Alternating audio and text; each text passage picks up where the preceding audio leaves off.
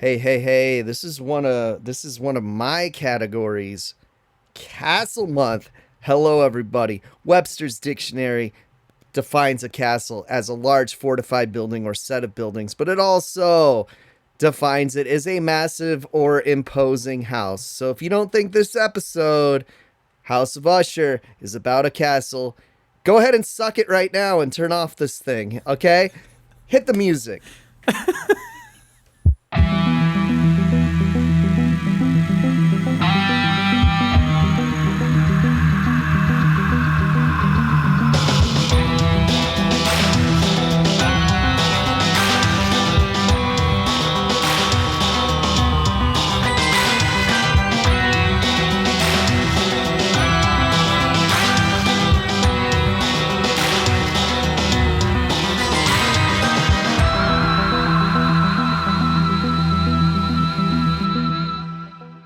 Welcome to another Mishable podcast, Horror Decomposed. My name is Zach. That was Professor Casey. Also with us, as always, the Criterion Kid, Chris Pistol, sporting a new haircut. Hello. Yes. Also want to give a big congrats to Chris, who just showed his film at a festival in Arkansas, right? Your short film, May, right? I did, yes. Hell yeah, dude. To critical acclaim. Oh, of course. That's amazing. The critics are raving. The critic. Is this gonna be available online at some point so all our listeners can watch it, or are you still getting it into other film festivals? Well, the thing with your short film and putting it in film festivals is you kind of want to keep it tight under the belt. I guess I don't really have to, but I am planning on doing some sound work with it. We're planning on raising some money to get the sound to be a little bit better. Okay. Because I did all the sound myself on my MacBook Pro. So, you can imagine what that sounds like. It's not bad, but it's not terrible. But it's not amazing.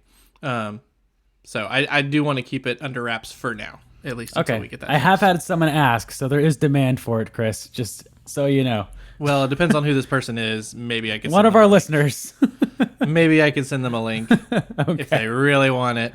But they got to ask for it again. Yes, big congrats, Chris. And as Casey's cold open implied, it is Castle Month. I am very excited because castles are awesome. And we'll get into the movie we chose and the dilemma that we ran into.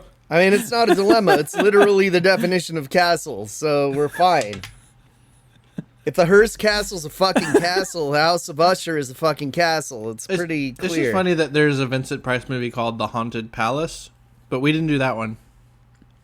Not much of a palace, honestly. Yeah, I can't remember. I'd say this is more of a castle than that was a palace, Is a palace a castle? Is that the same thing? Depends. I definitely think that they reused the same matte painting for Pit and the Pendulum and the Haunted Palace. Because I think those are both Roger Corman joints. Yeah, there's a lot of reuse of sets involved and It's definitely the same matte painting from the Terror as well. Yeah, this is great though, because this is actually a movie I had to watch in school as a kid.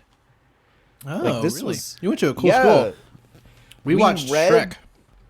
Nice. We read House of Usher. We read Fall of the House of Usher, I should say, the short story, and then we watched this movie version.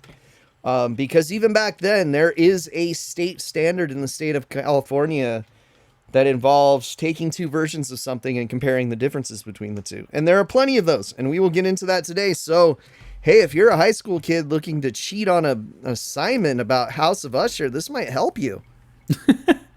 My school, I had a great film teacher in high school, but I only had him one semester. We did not watch any horror movies. We watched, some great things like Harold and Maude, which was a life-changing viewing for me. What the heck? You watched that at school? I did.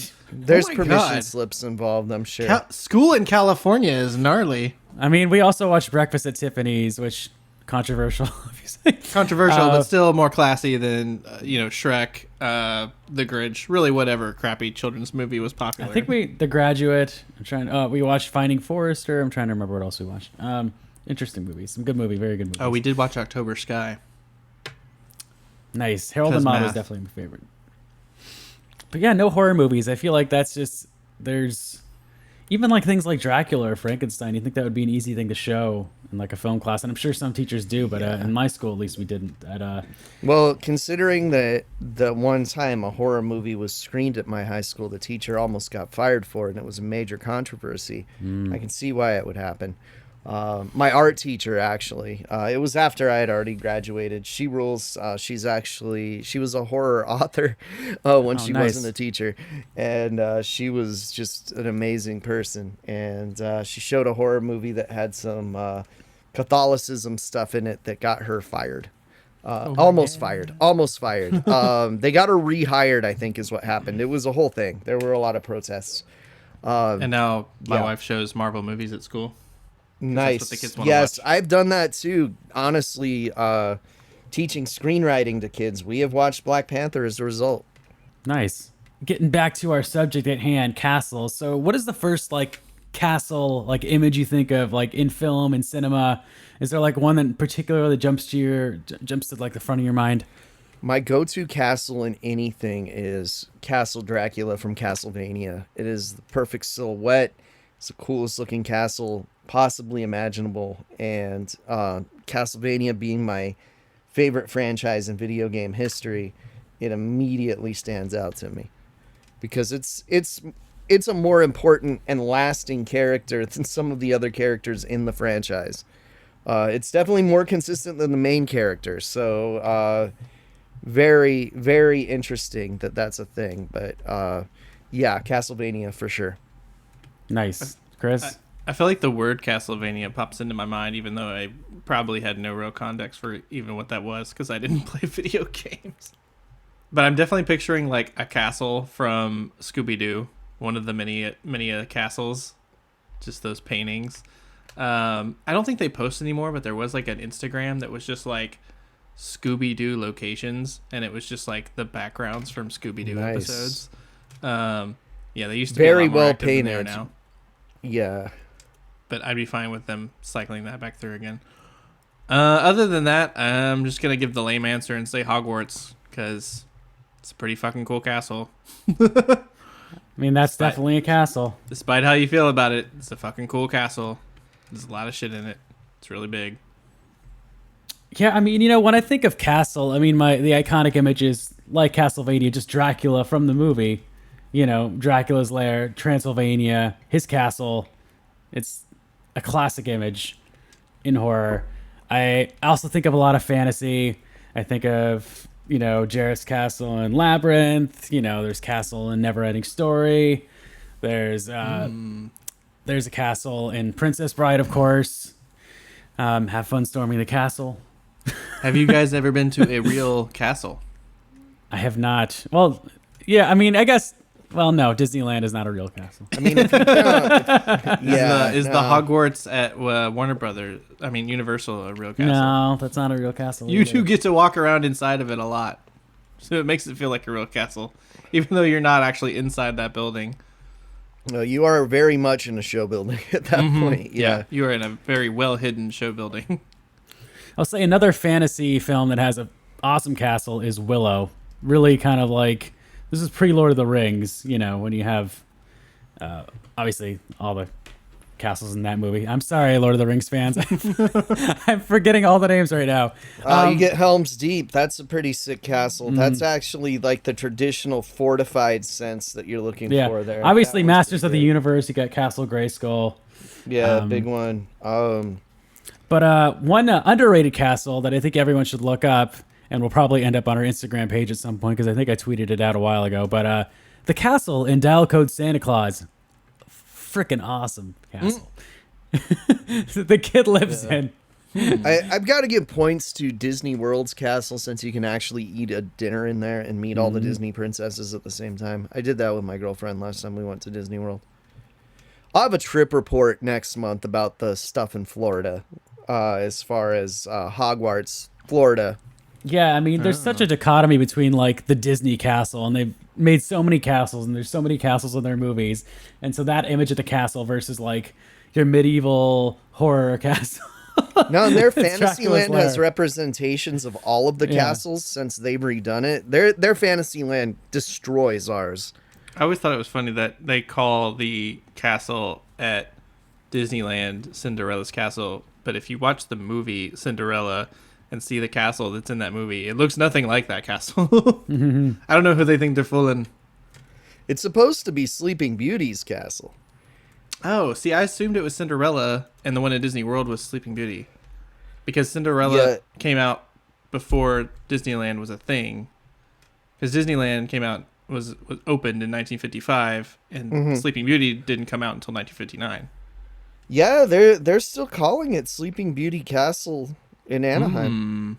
Welcome to Can You Hear the Pod Tonight? Yes. And Universal Studios, outside of like Hogwarts, they used to have like the Universal Studios House of Horrors, which had a castle-y sort of facade, not like a full castle, but like the interior was certainly a castle. I mean, you're going through like okay, a so chamber and Chris, you had it flipped. It's Cinderella in Disney World. It's Sleeping Beauty here. That's so weird because they're pretty different looking outside. Because Disneyland was built before the Sleeping Beauty movie came out. So what were they doing? Was it promotion? Prophecy. I don't know. I have to look this up. I don't have the answers. I do love a good theme park castle. Shout out to the castle that's in the Dungeons and Dragons cartoon end credits where they show the theme park where the kids were sucked into the ride. Pretty sweet castle there. But yeah, a lot of castles tend to have a medieval connotation to it. We could not forget the beautiful Asian castles that we often see in Akira Kurosawa films. Come on. Oh, yeah. So, especially Ran, which, holy shit, the 4K is beautiful. If you get the 4K version of that movie, it's fucking amazing. I always think about the castle in The Witch's Castle in The Wizard of Oz. Pretty iconic. oh, that is an iconic one. And also, shout out to the castle, the Dracula castle in the 90s Bram Stoker's Dracula with Gary Oldman, which looks like a guy sitting in a chair, like a guy sitting in an electric chair. Very strange. Shout out to very original idea for a castle. the New Jersey Castle Dracula, which is fascinating. Look it up if you haven't seen anything on it. New Jersey Castle Dracula. Oh yeah, it was on the boardwalks. It's great. I mean, even like Abbott and Costello meet Frankenstein. Awesome castle in that movie. I mean, like the climax of that movie is in a castle, and it's a great looking facade if you look that up. Another as well. shout out to Castle Frankenstein, the only castle with a Burger King in it, Niagara Oh Falls. yes, that. Are we just gonna give shout outs to all the castles? Excalibur in Las Vegas, another castle. Yeah, if you want a shitty room, that's the place to go. To be fair, it's a lot more cleaned up. Last time I walked through it, probably with you, Casey, I think. Looks a lot better now. Yeah, it didn't seem that bad then, because it was bad before. Yeah. But that was like when you were a kid and you went to the Strip.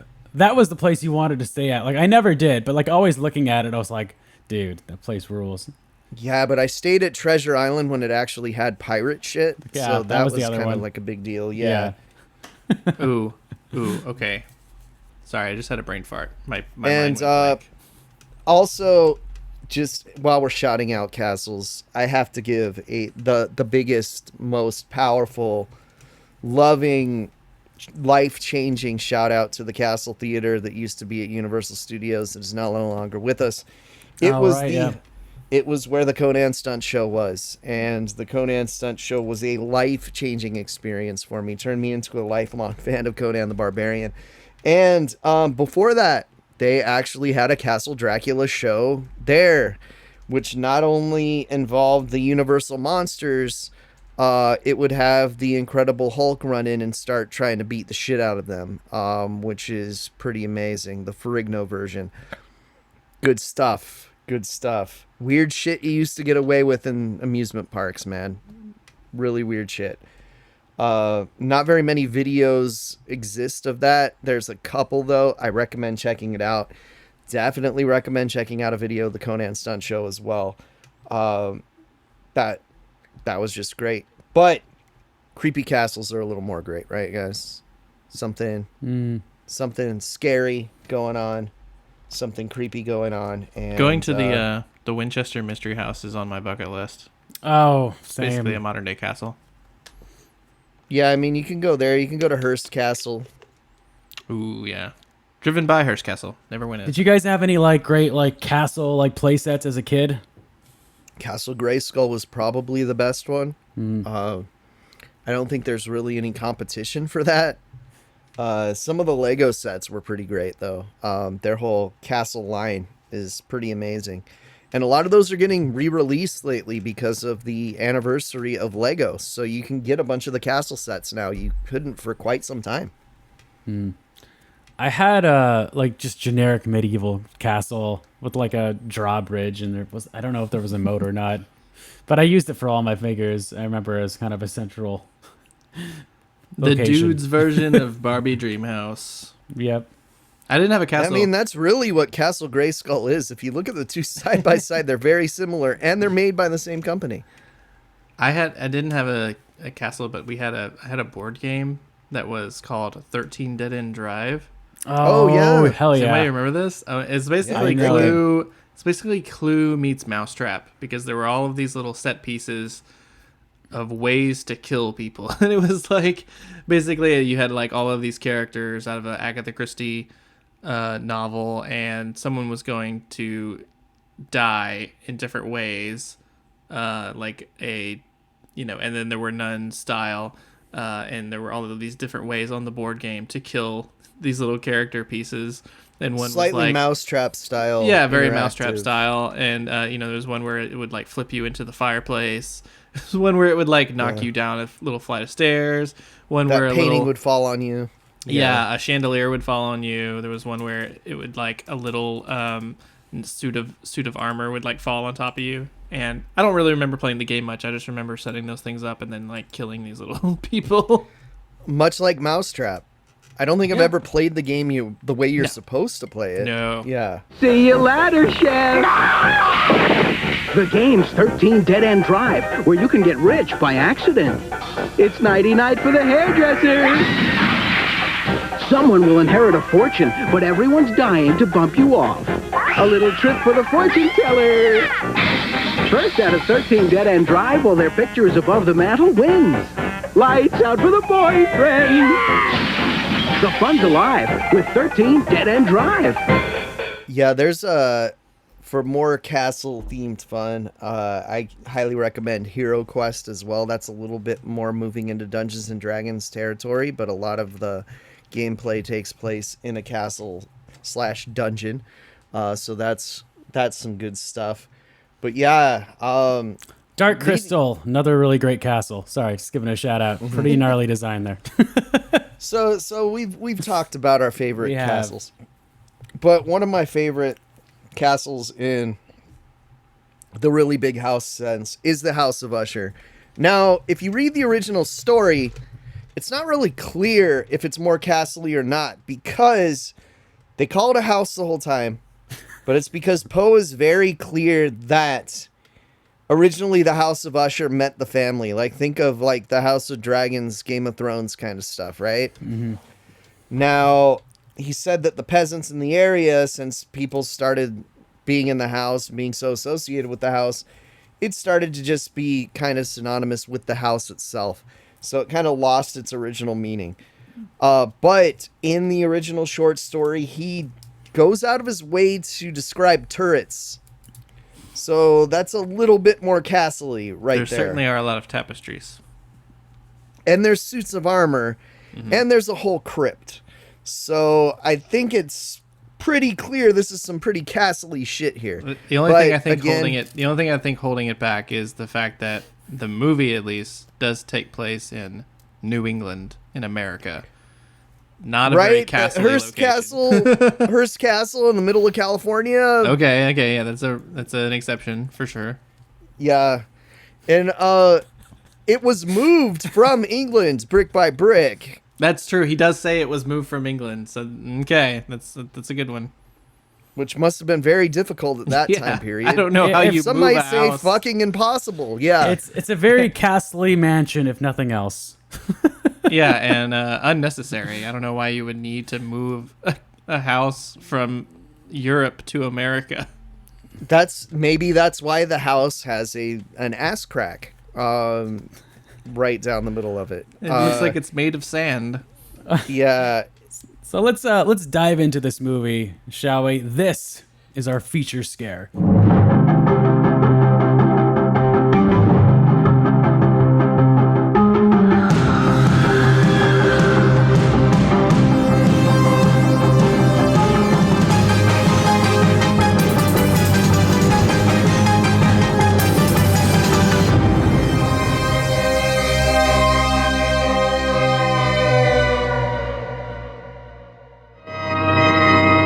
Don't take her! Madeline! No! Let me go! Only the incomparable genius of Edgar Allan Poe could knit them so closely together.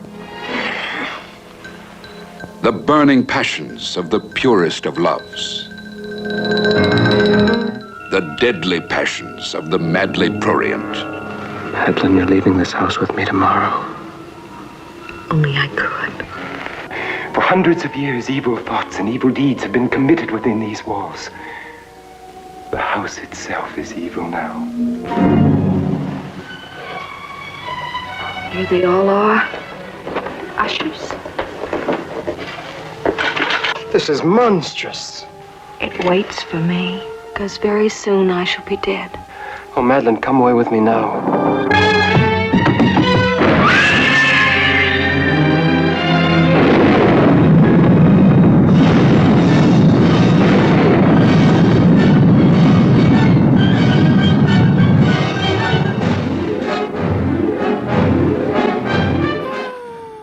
So as Casey already introduced, we are talking about House of Usher, adaptation of the Fall of the House of Usher, the Edgar Allan Poe short story, famed Edgar Allan Poe story.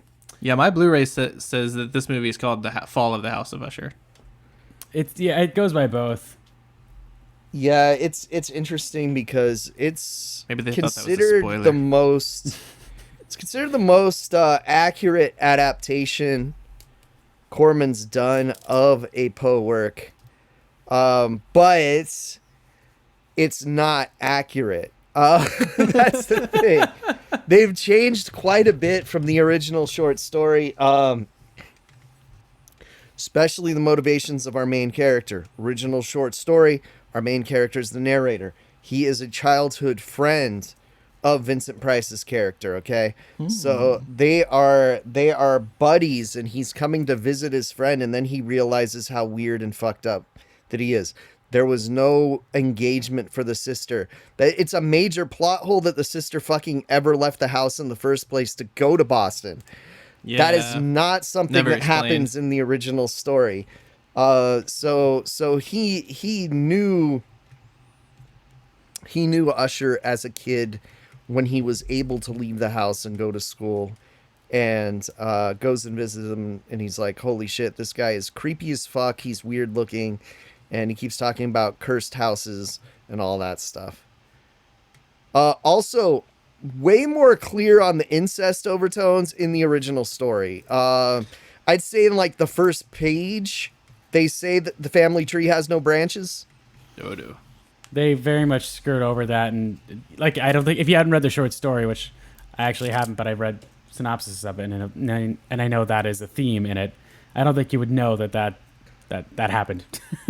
Yeah, I think it might be even on the first page, something Yeah. like that, depending on how you read it. Well, the movie definitely has vibes. I watched this with Melody, and she definitely said, "Does he want to fuck her?" I'm so confused.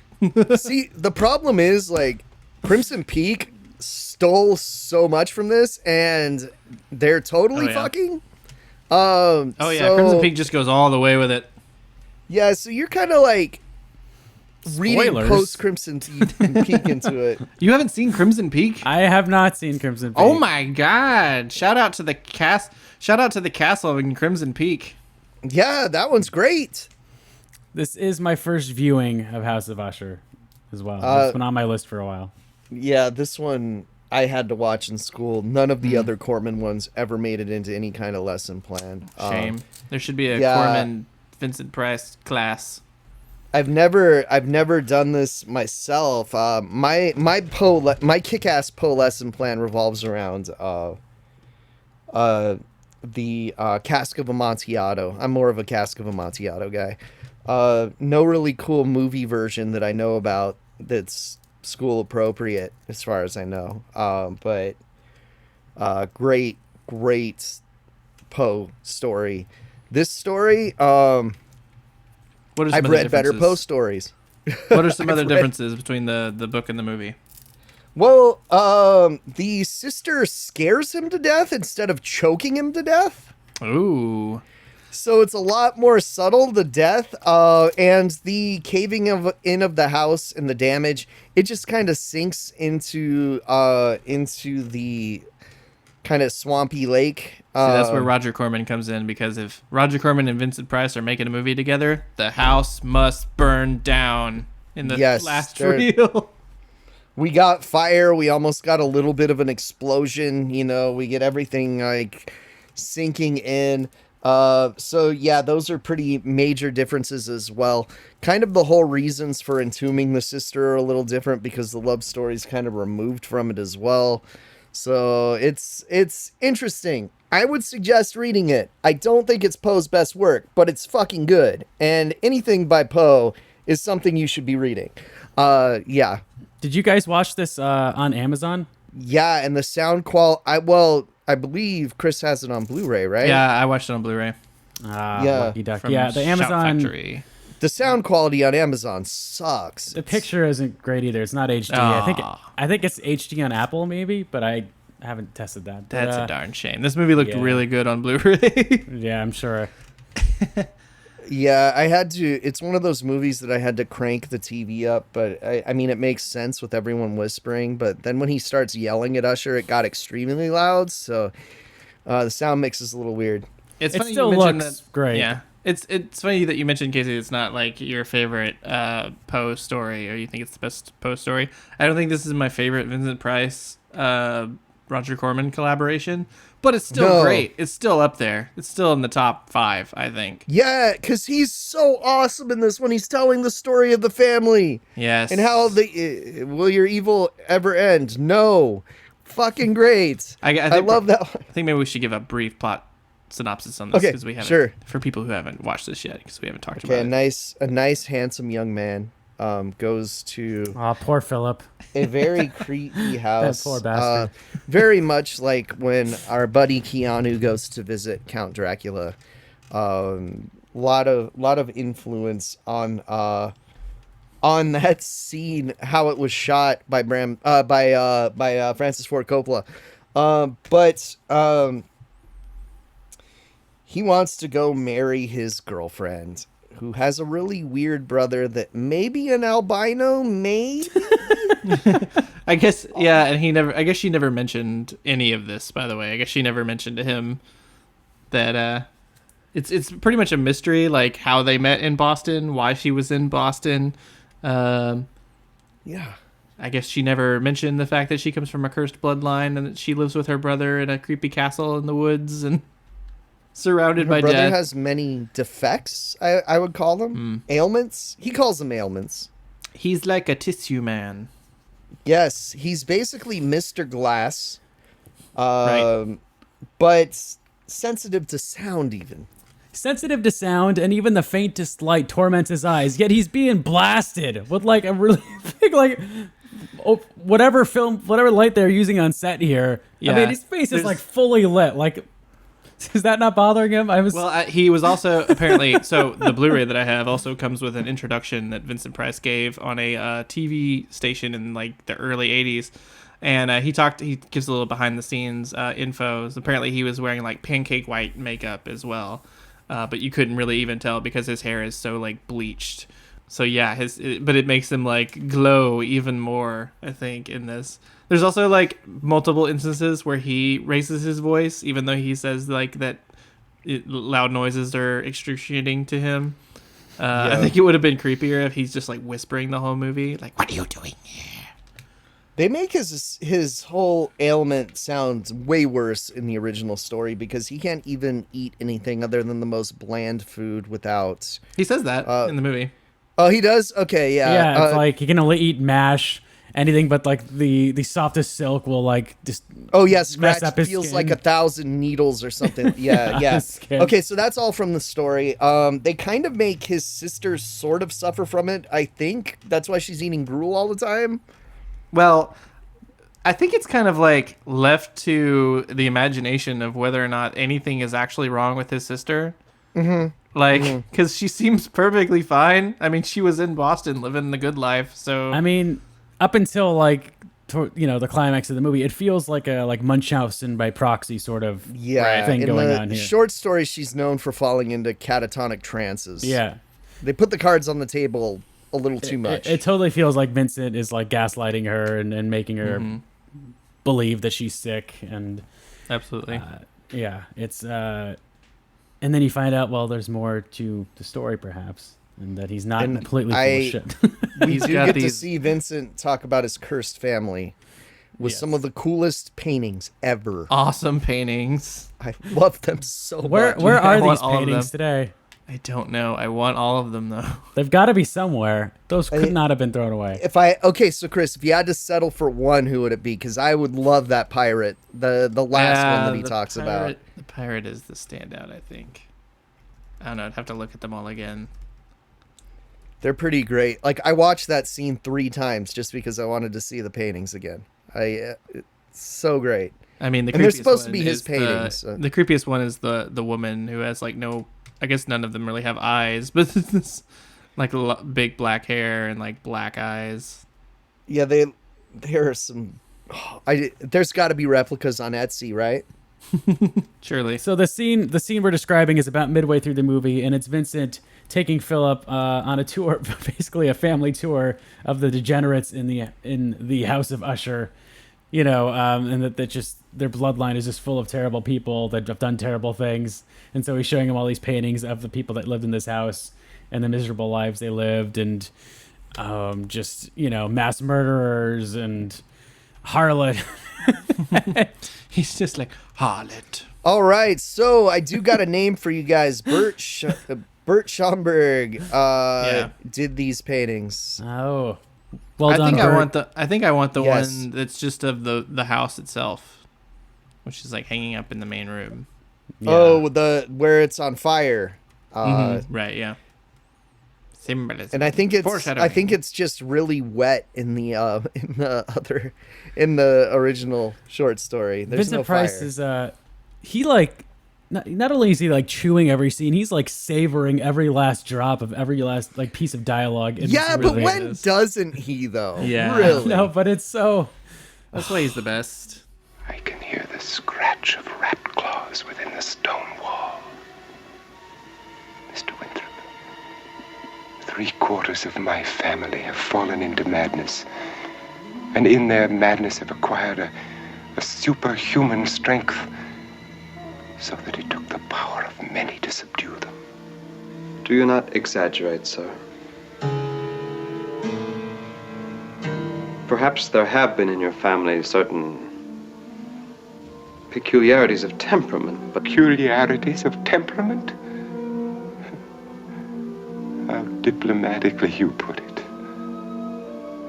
Peculiarities of temperament. There really is no comparison to Vincent Price. I don't think we've ever had really a true successor to him as someone that really has kind of captured his mannerisms and like kind of brought that into the modern era. There really is no other Vincent Price.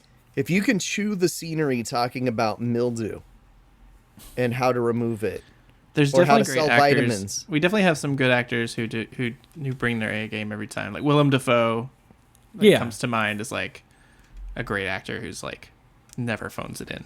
Always gives his A game in everything he's in. But just imagine like Vincent Price in a Marvel movie or something. That would be being, like- strange. Like in a Nick Fury role or something. Captain America. You so gonna in get our away, show do you? chat, guys, I'm gonna send you a link that is wallpaper-sized images of the Poe paintings. Oh, nice. So, one of my favorite parts in this movie, and it's just another example of just Vincent Price not even having to talk to like steal a scene is when he goes to Philip and he's like, I think you ought to leave in the morning or something like that. And Philip's like, I will, but you better believe I'm going to take her. And before he can even finish his sentence, Vincent Price just walks away. Doesn't even like. Well, anytime he like even slightly raises his voice, he just like winces and walks away. He's like, it's just like, you better believe I'm going to take her. And if I do, and then Vincent just walks away. It's hilarious. like, and if I do, and then he's like, yeah. Nope, don't want to deal. there's just like when Philip is first introducing himself and giving him his intentions, and Vincent Price is just like, everything you're saying is just like murder to my ears, and he's just like, like he's just acting like so affected by everything he's saying and his plans to just take his sister away from him. It's so great. Oh my gosh. Yeah. So then his sister falls into a trance, seemingly, while they're arguing, which is mysterious enough. And he's found by Philip, and then the butler, who shout out to Harry Ellerby, who played Bristol. He's great as well. Very kind of, he's been working for the House of Usher for a very long time, so he's definitely seen some shit. And it's just trying to warn Philip as best he can, but also kind of not telling him everything. And yeah, so it progresses. So Philip and Madeline want to hatch a plan to escape. And as Philip goes to pack, all of a sudden he hears a scream, and looks like Madeline is dead when he comes back. And Roderick is very cagey about what happened and said she just... And Philip totally just buys it. He's like, oh, okay, that's fine. I mean, at least he tries to see that she's alive. You know, he puts a mirror up to see if it fogs up. He listens to her chest. Mm-hmm. He did his due diligence, I guess. So they have a really brief service for her in the basement where everyone else is buried. And no need to call the doctor or coroner or anything like that. Nope, just put her in the crypt. We do find out eventually that she's has catalepsy, which is I'm gonna take this right from Wiki, a condition in which it suffers appear dead, but they are not dead. Yeah. So, which does exist in the original, but they tell rigor mortis, you it much earlier. If I'm not mistaken, they tell you it way before it becomes a problem in the story, and you're just like, oh, okay, well, I guess that's where this is going. Yeah. Eventually, the butler accidentally kind of spills the beans there to Philip in the midst of talking about what happened to Madeline, and says that she has this condition. And then he kind of tries to talk over it, and like it, but Philip like rushes to like open the casket to free Madeline because she thinks she's in there, and she's gone. And it's all handled like really well. Like it's really creepy. It's very like chilling to think about. I mean, from the very beginning, like as they're leaving her alone, you hear her wake up, and it's just Mm-hmm. And she's gone completely mad. She's clawed her hands to like, you slight see her hand. In this. There's a shot of her hand coming out of the crypt, and it's like covered in blood, which got a oh my god from Melody. And I think that's why technically this movie has an R rating. Mm-hmm. Yeah. If you can get a oh my god from Melody while we're watching a movie, then it's 4 stars right there. Do we know where like the exterior shots for this movie were filmed? Like the castle mansion itself, the fog, all the just so great to look at. It all looks like a soundstage to me. Is it a soundstage? And this movie was shot in 15 days, so I'm guessing all soundstage. Holy shit, 15 days. Yeah, Roger Corman doesn't fuck around, man. I mean, it's a very small cast. It's 4 people, but this movie is such a mood. This is one of those things like on a overcast day, foggy day, throw this thing on in the background and just kind of soak it up because it's so just ambient and eerie and spooky. And yeah, when I got the Roger Corman, I got the Vincent Price set that this came in. I think this is in volume 1, and I just like marathoned these movies over the course of like a couple of days. And the good thing was that it was just such a great atmosphere to have them all in a row, but also they do like to blend together at a certain point. Oh, these were sets and props from Universal redressed, apparently. Okay. Oh, the paintings that you shared? No, the castle itself. Oh, okay. Oh yeah, it's definitely the same castle that is used in like most Vincent Price, Roger Corman movies. I mean, why change, right? Like, if you can just do it, you might as well. Yeah. Corman was notorious for saving his sets, though, and just kind of keeping stuff around. Oh yeah. There's like the instance of So's him, Full Moon. of a director who was working for Corman and he finished 2 days early, and Corman was basically like, "You're gonna use those 2 days. Go film something. I don't care what it is. Go use those sets and film something. You've got Boris Karloff for 2 days. Go film something." And that's how we got The Terror. It's awesome. Another company, Full Moon, very much reuses their castle sets because Charles Band has a real castle, as we'll talk about next time. Yeah. I'm guessing it's the castle from Dragonheart. No, he actually owns one. Well, maybe. No. I don't think it's the one from Dragonheart. It's definitely the one from Castle Freak, and from Subspecies, and from one of the Puppet Master movies. I think. Not Dragonheart. Dragonland. Oh yeah, it's that one. Yeah. Okay. Oh yeah. Sorry. Yeah. Oh, I just hit my microphone. Sorry. You're okay. I was just like, it can't be. There can't be a Full Moon movie with a castle in it, and it's not that castle. No, because Dragonland, Dragonheart, their actual castle is part of some theme park studios tour, but I forget where. Somewhere Dragonheart is a real movie. Dragonland is barely a real movie. Yeah, no Sean Connery in Dragonland, Nope. unfortunately. Just one robotic dragon head that they use over and over. So if you guys were in Philip's position here and there was a girl that you wanted to marry and she was staying at this castle and her brother was really creepy and saying Kill you the shouldn't brother. be here. He's got a million things wrong with him.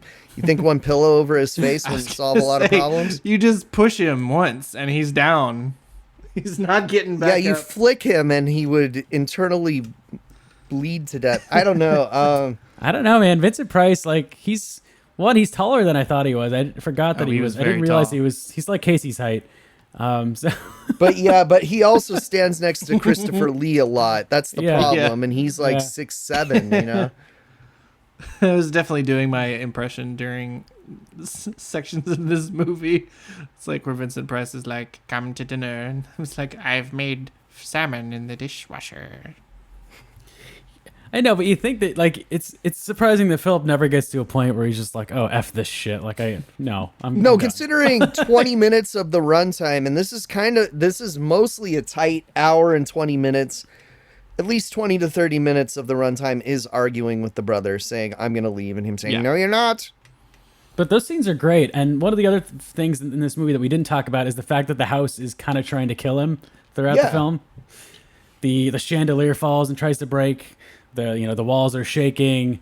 There's just lots of. It's literally a haunted house. Well, yeah, they insert the line, "The house breathes, the house lives." Basically because Roger Corman had the script and was giving it to the head of AIP, and AIP didn't want to do the movie because they were like, "There's no monster in this movie. It's just Vincent Price. There's no monster." And he said, "The house is the monster." And they said, "Okay, you got your movie then." Which it's like, in doing the movie, we Vincent don't Price get- said, "Why do we have this line, 'The house lives, the house breathes'?" And he said, "So we can do the movie." But I feel like we could have used a little more of that, honestly. Yeah. It's Just a one bit of more. the things that kind of makes this house stand out, other than it just having a big crack down the middle of it. But Yeah, I would have liked to seen like a scene with like the spirits of the House of Usher kind of coming. I mean, we did forth get that to- sick dream sequence though. That was pretty cool. Yeah. That very purple scene. Yeah. Yes. That was a vibe. Yeah, there's a scene just like that in Mask of the Red Death as well. Lots of trippy things going on in weird dream sequences. It's a good time. You don't need a set. You just turn on a fog machine, man. That's all you got to do. It kind of leaves it ambiguous. Like, you could say, like, the house is purposely trying to kill him, or you could be like, oh, it's just a really old, decrepit house. So of course, the chandelier's falling there's down. a lot of coincidences that as soon as the people die, the house manages to fall into the lake and die. Right. Yeah. I don't think Poe would like all those coincidences, but it is what it is. So, do we have any closing thoughts on House of Usher? Oh, solid 4 stars, man. Watch it. this movie. It rules. Yeah. It's good. Yeah, I'm with you guys as well. I think I guess 3.5, maybe 3.5 or 4. It's a very entertaining, ambient, moody, classic horror picture. And Price is like genuinely creepy in sections. Like there's the scene where they're like praying, and he's saying like, why did you want her to die or whatever? And he's just like, his eyes get wide and he just turns on him and he's like, want her to die? And it's just like, oh, this it's real creepiness. That's as close as they were allowed to do to reveal that they were fucking. Yeah. Yeah. Because that's when it almost spells it out for you, but not quite. And then I laughed really hard when Philip just goes, is there no end to your horrors? And he just very quietly, No. without even looking at him, just goes, no, none at all. So great. I love this movie. It puts you in a good mood, good vibe. Good halfway to Halloween is past. We're less than halfway now. I think I guess. double featured it this the first time I watched this. I double featured this with The Pit and the Pendulum, which might be my favorite Vincent Price, Edgar Allan Poe movie. That one's great. It's a great movie. It's not super faithful, but probably not. It's a good movie. Yeah. Yeah. Also has someone I think buried alive in it at some point. Yeah. I still though like these Corman. Every one of these Corman Poe movies is fun. Even The Raven, that kind of sucks. Yeah. It's still a fun movie. It's basically just Vincent Price, Boris Karloff, and Peter Lorre just fucking around for an hour and a half. Yeah. Which I mean, it's fun to watch. That doesn't sound fun to you, then, maybe Probably don't watch listening it, to but the wrong come on. show if Yeah. you don't think that sounds fun. If you want a really good adaptation of The Raven, just watch the Simpsons Treehouse of Horror segment. Yes. Oh, yeah. That is The Raven with Vincent Price is not an adaptation of the poem at all. It's about wizards. They're all wizards, okay. Yeah. and they have a wizard duel. I mean, there's a raven in it. Mm-hmm. That's about it. Yeah. Do we even get a Lenore? Jack Nicholson's in I don't it. even think we get a Lenore.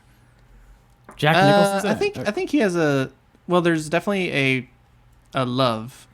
Shit, she's probably There's Lenore then, yeah. There's a woman who's left Vincent Price and has gone over and is living with Boris Karloff, so he stole his woman. Which it's like, come on, seriously? Downgrade? I mean, come on. Vincent Price, handsome man. Yeah. Boris Karloff, fucking Frankenstein. Come And on. He'll make you a delicious meal in the dishwasher every night of Exactly. your life. He's a gourmand. He's cultured. Traveled the world. And he's tall. So that was the House of Usher. Yeah. Yeah. I do got a little news for just because it's something we've talked about on the podcast before. Jada Toys making new things and they're awesome. Okay. So Jada Toys, as you know, because we've talked about them before on this show, they make the monster cereal toys. As you know, they also make the Universal Monster toys that aren't the NECA ones. So, like the Creature from the Black Lagoon and the Frankenstein Deluxe that Zach got me. Yes. Yeah. So, now in this universe is Street Fighter. And these figures are so good that they have no business only being $25. They're kind of awesome. I picked up Ryu at Target. I had some rewards, so he was cheaper than the $25. But, great figure. He's got a lot of articulation, some of which doesn't really seem to get him in the Hadoken position that it wants you to get him into. But I think it's a great figure. I think they're on the right track. So now Ryu, Frankenstein, and Frankenberry can hang out together and be bros. And I think that's all we ever really needed I think it's the reason toys were created, honestly. You know, just for that specific scenario. So I just want to encourage Jada Toys to keep up the good work. I know we gave them a business card at a convention. Maybe this is the episode they decided to listen to. So keep up the good work, guys. Thank you. Thank you. Love your stuff. But get those butterfly joints a little looser so I can actually do the fucking Hadouken. Okay, thank you. Thank you. Street Fighter 6 coming out June 2nd. Join me on the game, everyone. Yes.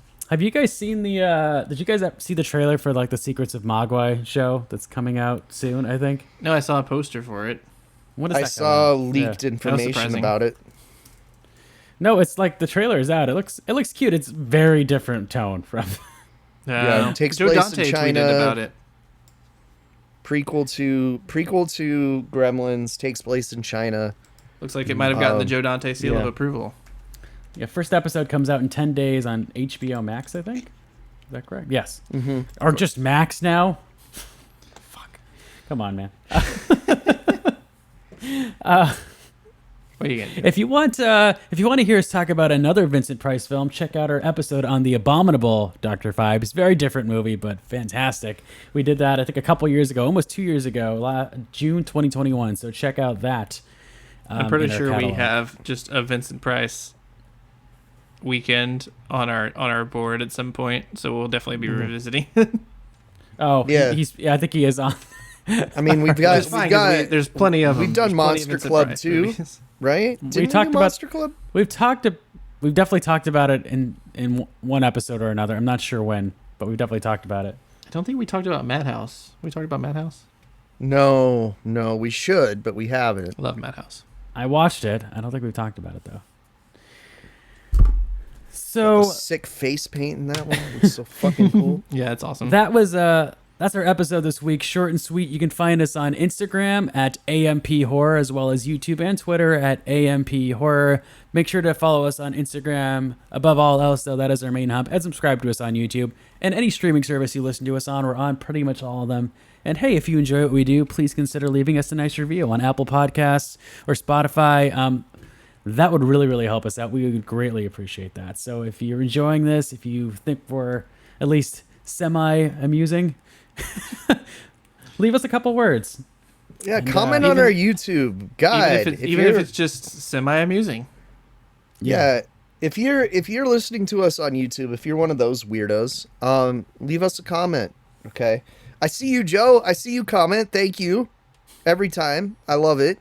I love to see it. We need more Joes. Come on. More of you guys. Comment. He's always giving us the best comments every episode. I love to read them. Joe's the man. And also, Joe, I do got to say, The Last Drive-In with Joe Bob Briggs just did the Devil's Reign last week, so you might want to go check that out on Shudder. Yeah, see? Did Joe Bob like it? Oh, of course, yeah. Joe Bob loves it. But I got to say, Joe Bob also gave Don't Panic 4 stars, baby. Yes. Nice. So yeah, follow us on Instagram, YouTube, Twitter at AMP Horror. If you enjoy what we do, leave us a nice review. Chris, where can they find you on the social media? I'm on the Twitter and the Letterboxd and the Instagram at Kris Pistol. Chris with a K. Pistol with an E. And then your YouTube page. Yeah, YouTube. Chris Watches Movies is the YouTube because I made it long time ago. I can't change the name now. So you can watch Chris's retrospective on the history of cinema series that he's doing, as well as Can You Hear the Pod Tonight? Of cinema. We're going to talk about silent films for the next 2 years. And Can You Hear the Pod Tonight? His Disney podcast with his wife Melody is there as well. Lots of fun. You have another one of those coming out soon? Yeah, Cinderella's in the works. It should be Okay. soon, though, if I have some time today and tomorrow. Casey, where on social media are you right now? Nowhere. You cannot find me on social media. Just email the show if you want to talk to me. How about that? You're on Letterboxd, right? Oh yeah, I'm on Letterboxd. I don't think they could like message me or anything, but they can follow me on there. I'm at Lucha Gringo on there. I also am on PlayStation Network if you want to play some Street Fighter 6 when it comes out. If you're really good though, fuck off. I don't need any of that. If you feel like you're like slightly better than just casual, that's kind of the level I'm at. Do you want to give a shout out to your Pinterest board, or should I edit this? No, dude. Yeah, I don't know even how the fuck they would access it unless you gave them a link in the comments or something. But I do have a sick Pinterest board. Yeah, maybe if you search for Professor Casey Monsterama, it'll come up. If not, I don't know what to tell you. We'll have to put it in the comments. If you can't find it, it'll give you a very good look at the inside of Casey's brain. Yeah, I've got about 4,000 pins of different monsters and vintage Halloween stuff. I really want to find the clip of him going, "Is there no end to your horrors?" No, but I can't. It's not on YouTube anywhere. It's not on YouTube? I'm going to have to put the Blu-ray in and then film it that with my should phone. be the end of the episode, is that line. God damn it. I will see what I can do. There might be a soundboard somewhere with it. There is the clip of him going, "Nothing, I rave." Which is such a great reading. Did you know that I could hear the scratching of her fingernails on the casket lid? You are mad.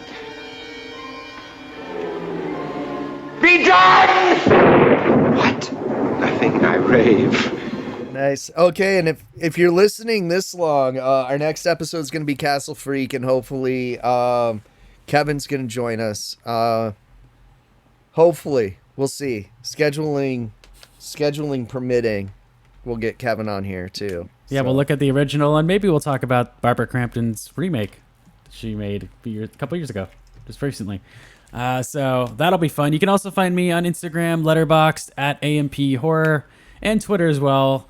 Yeah, so if you want I just said AMP Horror. You can find my personal Twitter account, personal Instagram account, Letterboxd, at Earth2Zach, Earth the number 2, Zach, Z-A-K.